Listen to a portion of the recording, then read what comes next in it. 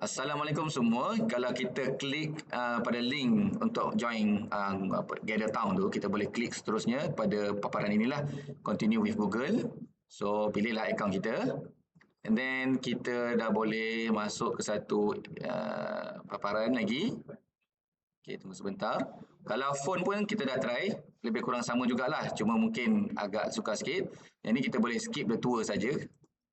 Dan tapi cuma kita galakkan guna komputer lah, kalau ada, kalau tidak guna handphone boleh tak ada masalah, cuma buka dalam browser. Dan ini allowkan kita punya bagi permission untuk dia access kita punya kamera dengan kita punya mikrofon.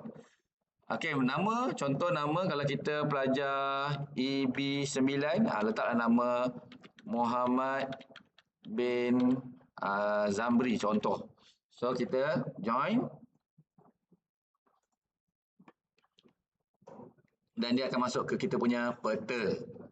Okey, ini kita tengok, dia tanya kita nak masuk dalam apa, nak guna apps ke nak guna browser saja, guna browser sajalah. So kita akan masuk ke peta, inilah watak kita. Okey, watak kita. So kita nak check balik kita punya ni, kita boleh klik pada kita punya gambar ni dan select kita punya nama lain kalau nak ubah, dan kita boleh setting avatar lah. Okey, avatar ni dia boleh tekan dan boleh pilih-pilih lah gambar muka sebagainya kalau nak buat. So kita boleh save dan kita boleh jalan. So bila jalan ke peta kita ni, kita ada beberapa booth. Booth kiri, yang paling kiri, dan booth 1. Ini booth 1. Ini booth 2, booth 3 dan booth 4. So booth 1 akan menempatkan grup 1, grup 2 dan grup 3, grup 4. Kita ada 3 sesi So sesi awal ni EA5 lah. So kita tengok, kita akan masuk ke meeting booth room ni. Perbentangan booth dia, automatik kita akan masuk dalam presentation dia orang.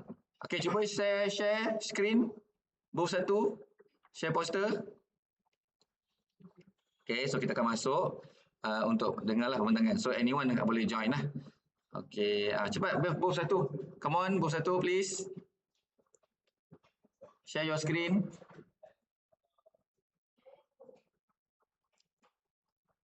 Okay, so kita mungkin sebagai pelawat, kita bolehlah tutup kita punya mic, tutup kita punya kamera, dan let them share.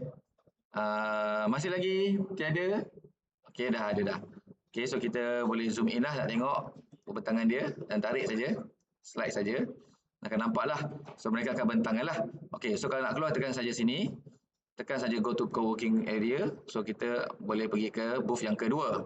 So booth yang kedua, ya, okay, mereka dah ready. So kita keluar juga. Boleh gunakan keyboard, keyboard punya kiri kanan atas bawah tu, ataupun double click kat mana kita nak gerak, double click. Okay, so sekarang saya pergi kat booth ni, dah ada dah. Okey, ngam. Okey, ini booth 3, grup 3. So kita boleh keluar, thank you, grup 3, dan kita boleh pergi ke booth. Okey, nampak kita ada presenter kita dah. So mereka pun dah ready share dan kita boleh zoom ini. Okey, itu sedikit sebanyak untuk makluman kita semua. Kita boleh juga keluar dengan tekan ini dan kita keluar pada bilik dan kita akan automatic leave lah kita punya bank ni. So itu sahaja dan harap kita dapat berikan semangat pada pelajar-pelajar ini untuk bentangkan Sustainable Development 6R mereka. Bye.